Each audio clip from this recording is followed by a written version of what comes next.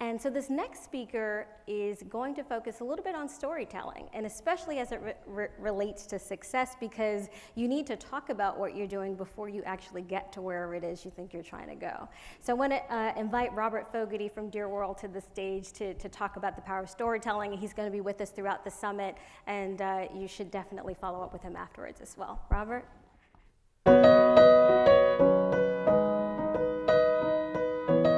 My name is Robert Fogarty, and I take people's portraits, but they aren't just any portraits. In my project, Dear World, I ask people to share one message to someone or something that they care about. But it's a little different, because everyone writes that message on their skin. The project started in New Orleans, where I ran around the city and I asked everyone that I met to write the city a love letter.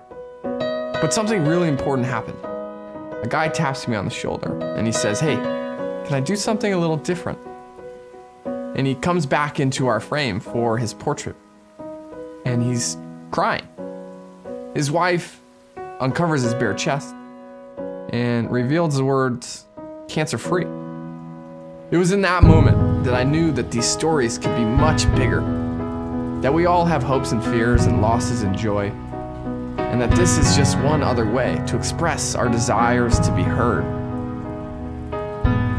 I've now had the great opportunity to have thousands of people share their stories, from Syrian refugees to survivors of the Boston Marathon. Everyone I ask, the same thing: share something about yourself or to somebody you love. What I'm most proud of about the project is that we've found a service to deliver to corporations and private organizations. People invite me from around the country to share stories of people I've met and to take the portraits of their employees or their clients or their friends.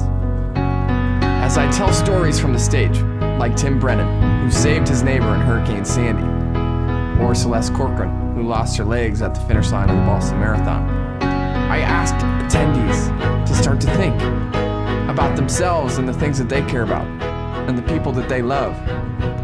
We gather up later that evening and we take their own portraits. And in that process, it's pretty incredible to see that colleagues, managers, and friends are writing on each other. Because the funny thing about this process is everyone has a story, but you can't write it directly on yourself. You have to share that with someone else. And then at the end of that, the formality is to take the portrait. People often ask me what they should write or how they should write it. And what's most important is whatever someone writes, is that if someone asks, "Why'd you write it?" you can tell a personal story that matters to you. These are your stories. But what we found is that these are our stories. We learn something new about our colleagues and our friends and ourselves.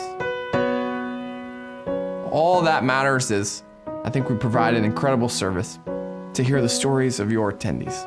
Because we all have stories, and we all have voices, and they all deserve to be heard. Thank you very much. I appreciate your time.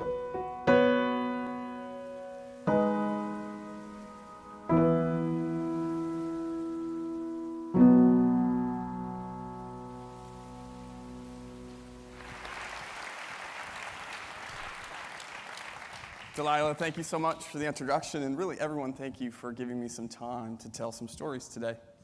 My name is Robert Fogarty, and I started this project 6 years ago in New Orleans. We asked people to write why they loved it, but early on, a man named Ralph came up to me and he said, "Hey, can I do something different?" And in that moment, he changed the project, because a week beforehand, his doctor had told him that he was cancer-free. But for me, I recognized that we all have stories inside of us, and that this was a bridge to start something bigger. And over the past 6 years now, our teams have photographed over 30,000 people everywhere we go, just like we'll do here today this afternoon. We ask people to share one message to someone or about something that you care about. It's taken us literally around the world. From the hills of western Nepal, where I met this man, his friends say he's about 90, but when I asked him how old he was, he said, "I think I'm 50. Age is just a number, y'all. I'm going to show you a few of my favorite portraits, and as we said, we're going to be here to photograph you. I'd like you to start to think about a story or an anecdote about someone you love or something that you care about. And as you start to see some of my favorite portraits, you'll start to see some poses, and most of the words are between 1 and 7 words. But as you think about the words you want to write, what I would like you to do is to think about if someone asked you why you wrote it, you'd have a personal story to tell.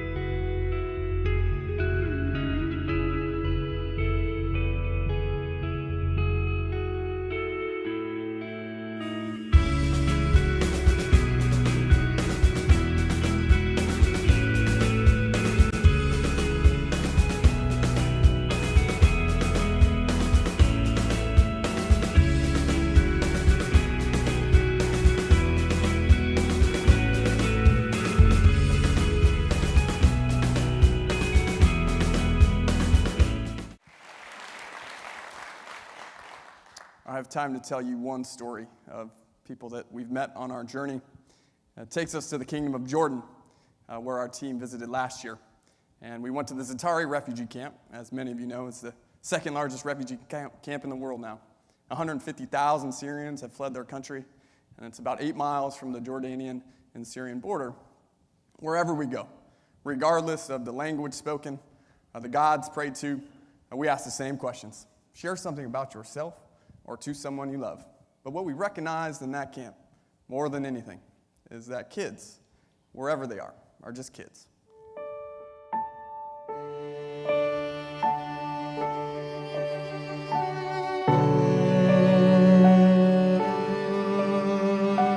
ايش اكثر شيء بيسعدك كان قبل الحرب؟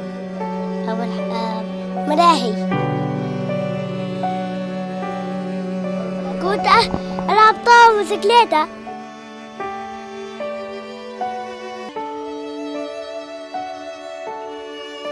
الحرية. ايش اكثر شيء ذكريته حلو؟ شو اكثر شيء؟ كنت ألعب منها كثير.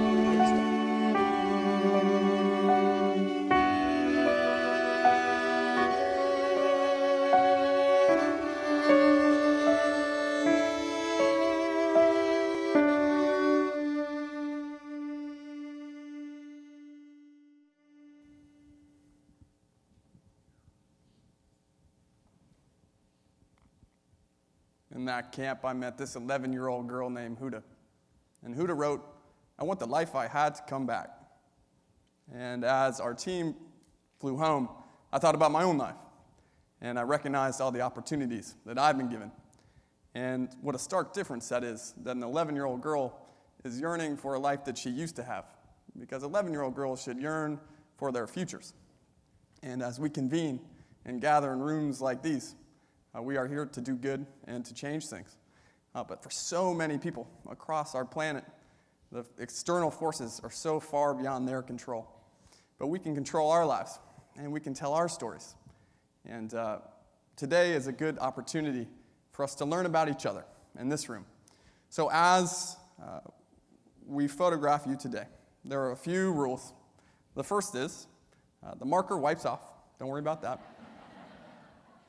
The second, whatever the 4 or 5 words you pick, if someone asks you why, please have a personal story about someone or something that you care about. I'd like to end with one of my favorite writers, a man named Eduardo Galeano. And Galeano, I think, describes all of our desires to be heard, because we all have desires to be heard. And in rooms like these, the most important thing is to listen to each other. And Galeano wrote this: when it is genuine, when it is born of the need to speak, no one can stop the human voice. When it's denied by mouth, it speaks with hands or eyes or pores or anything at all. Because every single one of us has something to say, something that deserves to be celebrated or forgiven by others. We're honored to take your portraits today, and thank you for the opportunity.